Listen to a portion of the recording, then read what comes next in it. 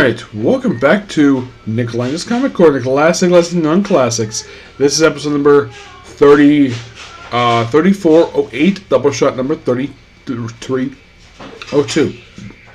Excuse me. I have two founding member Justice League here. One is booked to start just like, not even just this year.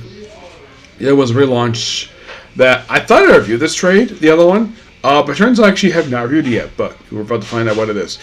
First up we have is Aquaman by Jeremy Adams. They're like, really? A new Aquaman ongoing? Awesome. Yeah, the last Aquaman book was Aquaman, which was not well received. I think it came out just a few years ago, written by Brandon Thomas. It was okay. There was not a lot of good positive reception for that book. But this is the first Aquaman ongoing since Kelly Sue Honig wrote it. I think the last book ended. I think it was around 2019. I think it was it was just 65. I remember that last one lasted for 65 issues, which made it the third longest volume of the entire series. You're like, really? Third longest? Yeah, third longest. Longest being volume 3 at 75 issues. The second longest is the first volume for the series at 67 issues, if I remember correctly. Yeah, I think it's 7 issues. And the third volume is actually 2 issues shorter.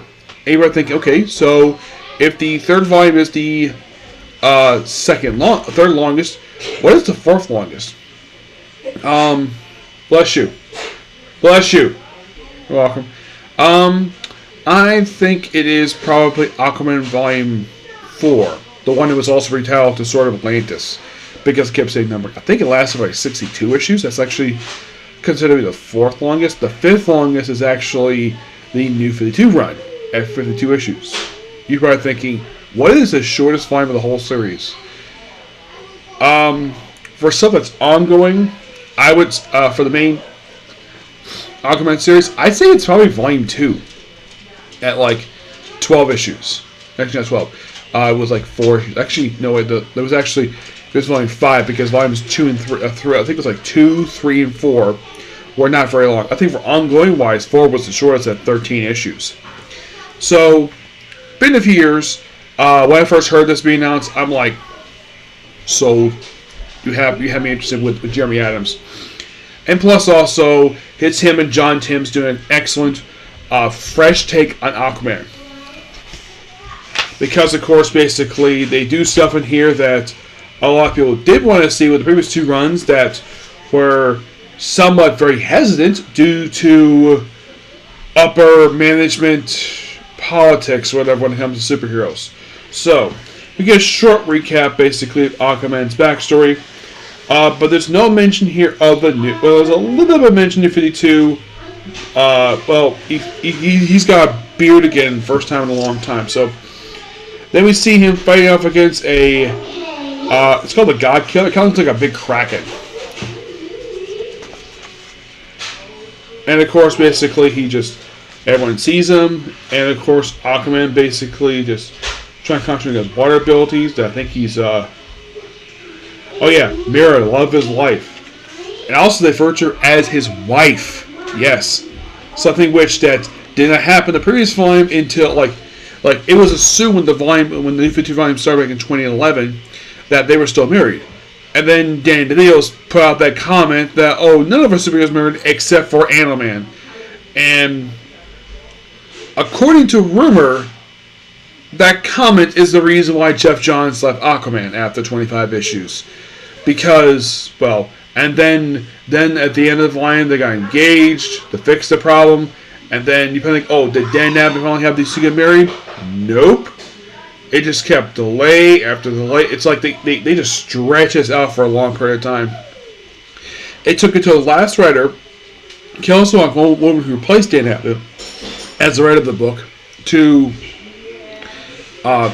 actually have these 2 get married in the final issue. And after Mira had gotten pregnant and gave birth to a daughter, which they do bring her up in here. We see Aquaman saving a plane from crashing. And they mention, oh yeah, so...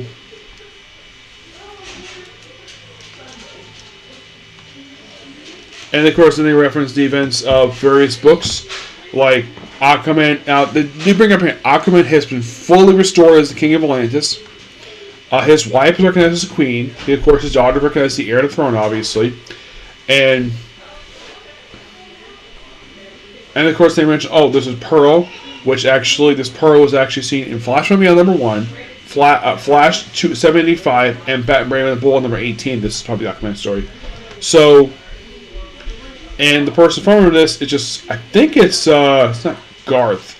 It's, I think it's Jackson Hyde, I believe it is. Yeah, I think it's just Jackson Hyde, the other Aquaman. So, and he's like back in his throne, he's doing whatever. Here's recanned by Garth, because who knows what else DC want to do with him. So, then he fights a water creature, ends up in a couple's apartment. He goes out, fights a creature again. And then he goes home, and Atlantis is gone for some reason. And he disappeared, and he goes to the Watchtower. And the first thing he does when he gets there, he's asked, "Where's Batman?" And we see cameos in this page here by, of all people, this is kind of surprising for this scene. We see Adam Strange, we see Firestorm, the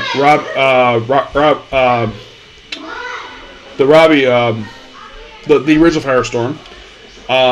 We see Steel, Black Canary. I think this is Blue Beetle.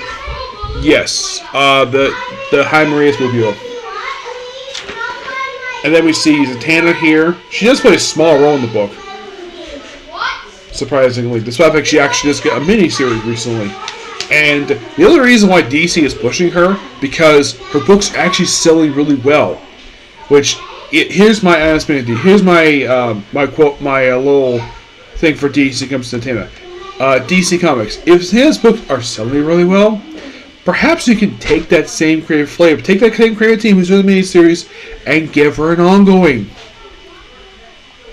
Because if you give her an ongoing, if she's not really well as a solo character, just give her an ongoing. It's not going to hurt the character at all. I mean, Paul Dini did a fantastic job with her last ongoing she did.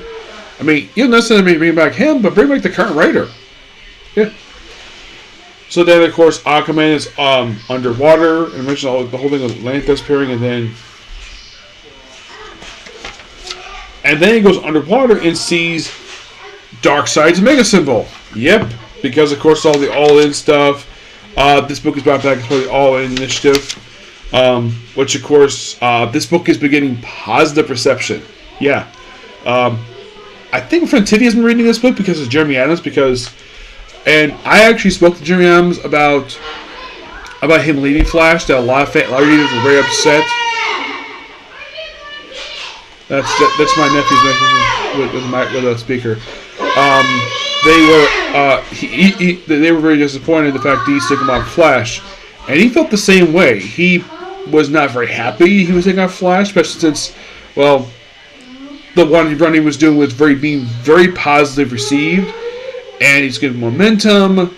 But according to my friend Crimson, it's like for DC Comics, it's like, oh, we have this writer's got good momentum last couple of years, and then pull him up the title. Yeah. And I tend to wonder, why would it take long enough for? So, there's that. So Aquaman comes he looks like he's buried by the Omega Symbol. He digs out of the ground. By the way, the book is called The Rising Tide. Plus, that was the cover image of the first cover when it first came out. And so he's got being buried. Then he battles a bunch of lizard people. Yep. Fights them off. Like team with his queen, and then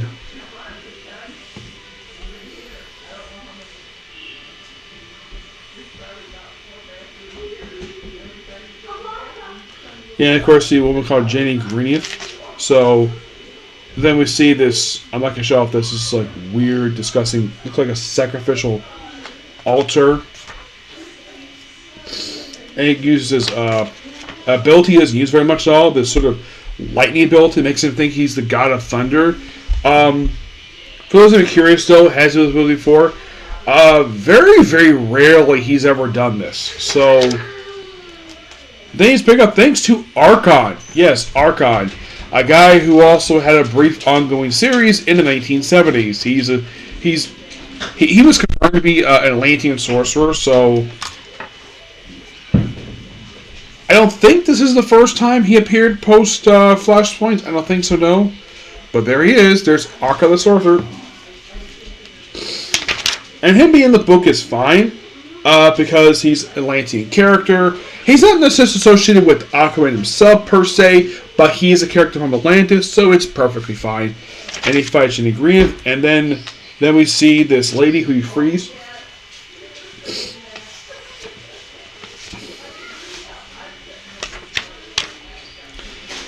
And I mentioned, like, and Archon sees him, like, you are filled with the prophecy. Dark night crushed upon us. You are the vessel. The new god cometh. New god. Yes. And then go to Embassy Bay, which basically is Aquaman's surface home, which in the Rebirth series, they attempted to actually put the Atlantean embassy there, and then thanks to one conflict. Now the thing is, when it comes to embassy, last time I checked, I don't think basically the embassy country it's in has the authority to close the embassy. It's basically the country who owns it. It's their responsibility, not the U.S. military. And I'm like, I don't know why he didn't have the road that way for, but he did. I'll probably talk to him when he recognizes me. So they have Aquaman, Archon, and this woman, which they hadn't identified this woman yet. So then we see this giant underwater king. It's like Dark Tide, Worthy Vessel.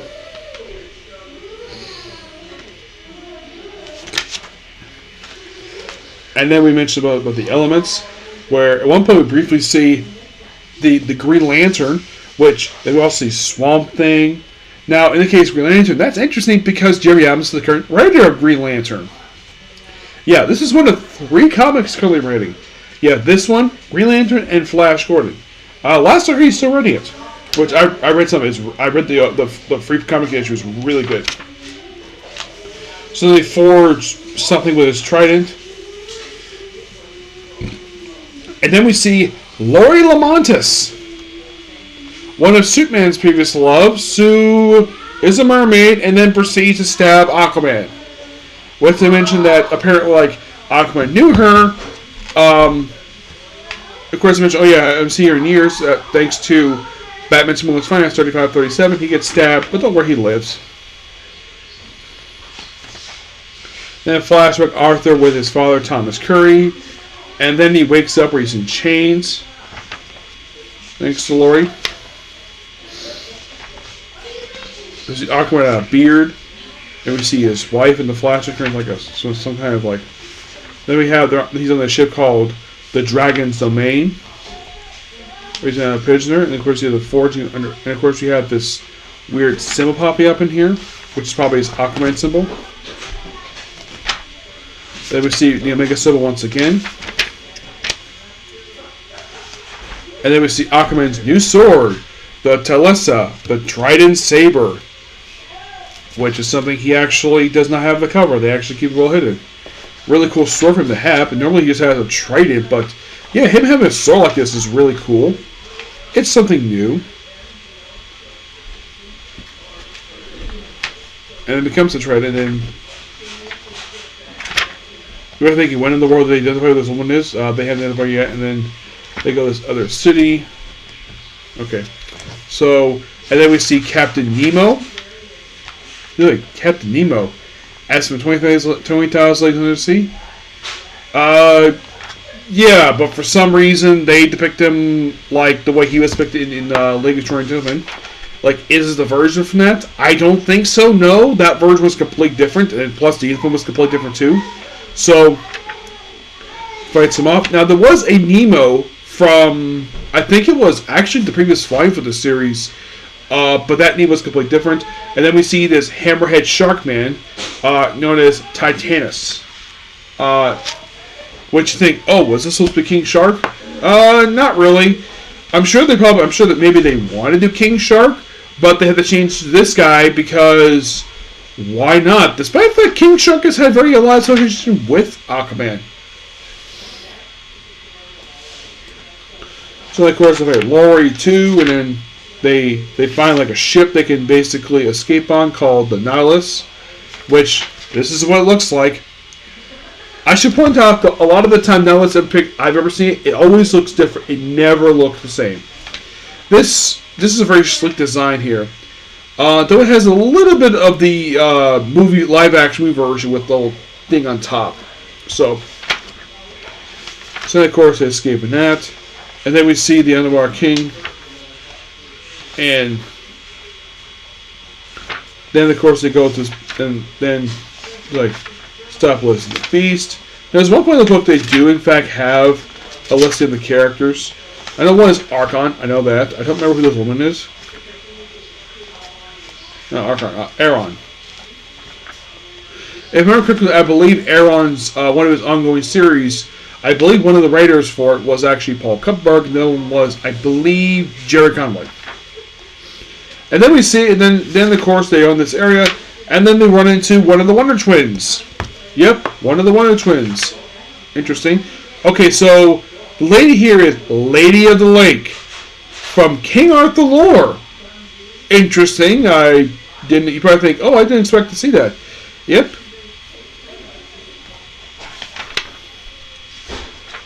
Yeah, and of course they mentioned, oh, he's a genie. Despite like he's an alien. That's all he is. He's an alien. So, and of course they go on to Nautilus, and of course they come to Lost Atlantis, where he thinks he's Mira, but it's actually his daughter, who for some reason the artist decided to almost do the famous artistic pose when they see a beautiful lady, the boot butt pose, because of course artists sometimes think that women's spines some hair rubber, so they can do this pose, despite the fact that actually get freaking hurt.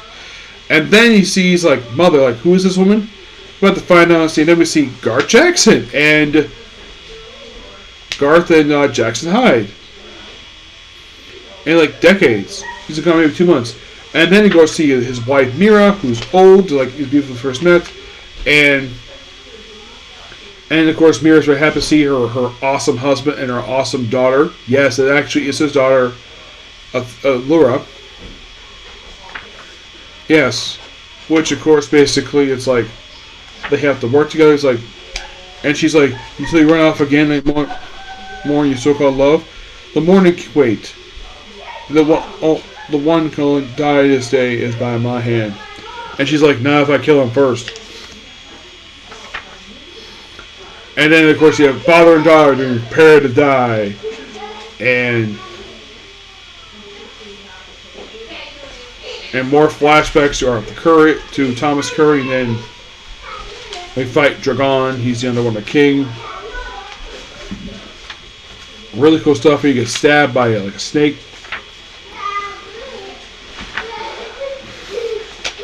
And he gets his pearl. And he's like saying, oh, time to go home. And that's the book itself. This was really, really good. I love this. I give this book a 10 out of 10. This book is awesome. And DC Comics, please do not take Jerry Adams off this title, because this book is awesome. Next up is the book he was taken off of, The Flash. Now, I initially thought I did review this because I know I reviewed the first trade a while ago. I checked it. Apparently I viewed it last year. Apparently like about a year or two ago I reviewed it. And then I just didn't do any reviews afterwards. I think because I had checked out the actual trade on the app. So, here we go. Until Time Stands Still. This collects The Flash. I believe this is volume 6, I believe this is. Yeah, volume 6. Issues 713 and 2024, annual number 1. At least it's not referred to as annual 2024. Like, I'm glad just in number 1, which is fine. I guess because basically people have been complaining to DC Comics, say, hey DC, please stop referring to your annuals by just their years. Put a number on it. We of course have Simon Spurrier on the writing, with artwork by Scott Kubelich, Ron Perez, Francisco Jordoff, Amanda Clay Napon, George Commodus, and Tom Durank. I've never signed with Superior. The only one artist I've actually met Scott Kubelik. I met him years ago. I met him at, I think it was Tampa Comic Con. I got him to sign up my copy of, I think it was Blue Beetle. The Rebirth Blue Beetle run, not the most recent one per se, but the previous one before that, the one that came from Rebirth, one that was initiated by returning Keith Giffen and then bringing back Jane DeMatteis. So, yeah, this is more of the weird. So we have Max Mercury with Impulse. Yep. Where they take out these creatures and take out some robots known as the Linear Men. And then we see Wally with his wife and their new baby. Yep. Yeah. Wally has 3 kids, which is fine. Which I'm sure probably that his aunt has been spoiling these kids. Like, because, well, it's another, for her it's another great nephew, because Wally's technically her nephew. Yep. So, and then we have with the Linear Men and Impulse and Max Mercury. We used him as Terrific, which, yeah, Simon Spurrier kept him as a supporting character in the book because Jerry Adams had him as a starting supporting character when he came in the book and just kept the same story going with that. So, and then we see like these various characters, one of whom is Gold Beetle from the future. Yeah, she's right there with her back to the camera. If you can see her, she is right here. Yeah, that's Gold Beetle right there. She's the one here I recognize. Though I do see a past version of Wally, it just other flashes. Oh, we do briefly see Godspeed. Yep, Godspeed is here. Somehow, despite the fact Eobard Thawne killed him by snapping his neck, though he later came back somehow. So, then Wally, of course, is in the future. Yeah, where he just running around, running into.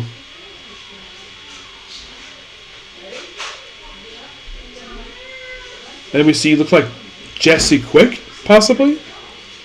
Not Jesse Quick. Yeah, it's not Jesse Quick. It's like, I'm not sure who this is, a sorceress. It's something Jesse. And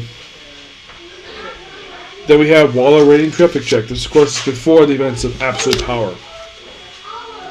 And then we see the Chinese Flash and Jesse Quick here, which is nice. Avery very rarely appears in Flash comics nowadays. Because also there's been this thing where she and Ace, that's Wallace West, the other Kid Flash, the other Wallace West, because that's what he was called Wally, but no one bought the fact this kid was Wally West because he wasn't white and he didn't have red hair. He just looked like some random black kid that they just called it Wally because I don't know if this. Now I didn't necessarily mention this to Rob Venditti about this because he did create this character. I wonder if basically he got that impression where, like, maybe he wanted her to make Wally, but he was told no, but they kind of make Wally anyways. But no one bought the fact this was the same Wally West who had kids. Yeah, no one bought that at all. No one did. So they gave him a nickname. Instead of calling him Wally, or sure Wallace, they call him Ace. Which, no one has an issue with that at all. That's why I think his name is also Wallace too, which they're apparently, him and Wally both named after their grandpas. And they're both the nephews of Iris. So that kind of makes them cousins. It is, like, the whole thing with this Wally, this Wallace, with Ace's family, the way how he's connected to certain people, it is so bizarre. It's like Williamson basically had kind of an idea what to do with him, but it just seems as though once he stopped writing the comic, it just seems as though, like, none of the people with DC Comics has any idea what to do with this character, though they do through Jesse Quicken here. We said with Gorilla Rod and Mirror Master. Then Waller does this whole thing. It's like the whole thing because she has like superheroes. Yes, his dad. You've always been like a father to me. Yeah, it's like, oh, because, and they decide to arrest because they dare talk about superheroes. Yeah. Look, this was over. Oh, tear, crazy. Hero fans, harm. Switch on that. Death by collateral. Like that. Your argument's been blank. Always been. Alright. Cornball. Yeah, and the reason why she doesn't like it, and of course she does point out the reason why she doesn't like superheroes. Like, what if aspiration, live by example, lives got rich and saved, for a civil right? What about the fun? You know as well as I do, all your crap of superheroes come into one thing. You can't control them, and it makes you mad. They're like, Garrett, no, I want to hear this. And then she comes on this podcast. Yes, Wally comes on this podcast. It's like, listeners, this is Mindy Waller. Gay crashing, I lose straight talk. It's her truth. Yeah, and she puts out her nonsense. This is stuff that leads into absolute power. And we have Wally in the future, despite he being paralyzed briefly. And like speeches use them, use powers Howard's fixed. And then the other guy gets tasered by Peacemaker. He sees everyone seeing this like and power like, oh, I can't wait for basically one of the superheroes to basically beat the crap out of him for basically tasering an unarmed woman who did nothing. Yep. And then we have this weird stuff like Wally just running around, seeing illusions, people he knows. It is a bizarre annual. It also involves Ace and Avery taking on Mirror Master, and I believe this is the second one. I didn't see you there, Grandma. I just came in, honey. All right. Okay. Yeah. You're busy? Yeah. I forgot to take my pills. Yeah.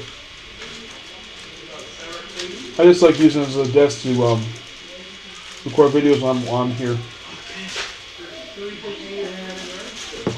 Anyways, that's my grandma. You can wave to the camera, Grandma. Who am I waving to? Well, anybody watch my videos. Anybody that's watching. Okay. Yeah, this is a recording. Yeah, this Happy New Year. Yep. It's just recording, Grandma, and it'll be uploaded later. Okay. Yeah, then Wally proceeds to fight robots. Miss Trivik sees Jay, one of Wally's kids, as his son. And he sees like, oh, this weird brain. And he's like, oh, Wally West, the great criminal. It's like, and then he's just like, really? And he puts on his armor, and then they're trying to look for him. It's a really bizarre annual. And all of a sudden, Abracadabra shows up. Yes, classic Flash phone, Abracadabra. A man who thinks he's a magician, but just uses future technology. Because he's from I think it's from the 800th century, I think he said he was from. Allegedly. And then we see Wally run into these weird cosmic beings who are bored with him for some reason. And then Linda's like... And of course, basically, she's not taking stuff from Wally because she's not a very nice lady. And then, of course, Lady and Men, of course, had tied up Ace and Avery. Inspector Pilgrim. Yes. For some reason, comes up Pilgrim. And then we have the various speedsters who were captured. And then this leads to issue number 9. Yeah, the Anakin. And then we see the various reverse flashes. We see Eobard Thawne, the original reverse flash. Hunter Zolomon, the second reverse flash. Edward Cross, the Rival. Yes, that's what he called himself. The Rival. Made his debut in Flash Comic number 4. Back in 1949, which after that one appearance, he later popped up in the final issues of Impulse. And he appeared sporadically afterwards. Didn't do much afterwards. Though apparently he is considered a reverse Flash, despite the fact he kind of isn't. He usually is because he just wears like a dark variant of Jay Garrick's costume.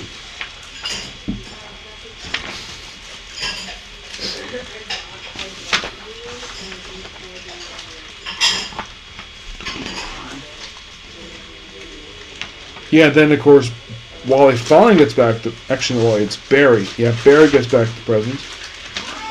And then Wally sees, apparently, Nightwing at Titan's Tower. I believe this is the Bloodhaven version, which in the current Nightwing comics is actually his apartment. Because he lives there because he owns a building. That's why the Titans themselves moved out of the tower, moved back to the tower in New York City. Which a lot of readers basically were happy with that. So, then we have stuff at the park with Abracadabra.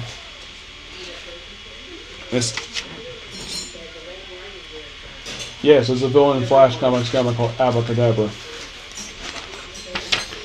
So then he ends up fighting a Batman in a suit, like one of his robot suits, and like, oh, it's time, and this other thing, it's not Bruce Wayne under the helmet. It's actually, well, apparently it's Green Arrow. Yep, because apparently he's Agent Waller at this point in time. Yeah, currently he's not. He's basically back to normal. He basically was just a sleeper agent. And he later revealed that he did this just so they can remove Justice League, which they did. Reluctantly, of course. Because he felt as though that the disbanding the Justice League was a terrible idea in story. Now, Wade was the one who wrote that, while the person who wrote the disbanding of Justice League was actually Josh Williamson. Yep. So, yeah, fighting Waller, of course. This is leading loosely up into the events of Absolute Power, but look, I'm thinking for next trade take place after Absolute Power. And more horror stuff here.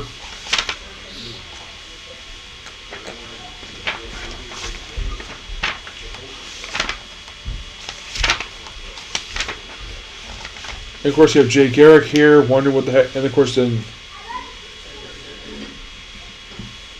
it was Wally's back, and then, well, they kind of wrapped the story up really quickly at like the 1 year mark. They have Ed McCullen, who is, I think he was the second Mirror Master, because the original one died in Christ of Earth. He got killed by Shadow Demons, believe it or not. Him along with Matt Hagen Clayface. Yes. Also, love the. Now I saw this cover here when it came out. When it was solicited, I'm like, ooh, this is an amazing cover. We have Jake Garrett. The way look back in the Golden Age. The middle one here is actually from the Earth 2, the reboot Earth 2 from 2012, I think it was. And then one here on the far left, that's the current. That's another version of the way it looks current day. And then we have the middle is basically Barry, where it's basically, I think it's like. What color is it? It says it's tan. And how big is it? It's not big.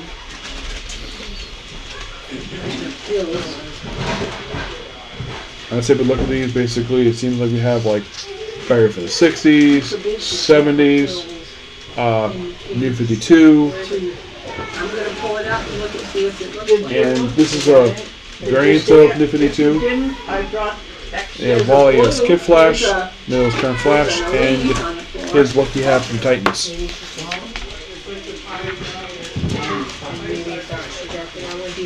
Yeah, more weird stuff. And a Wally Green and his family.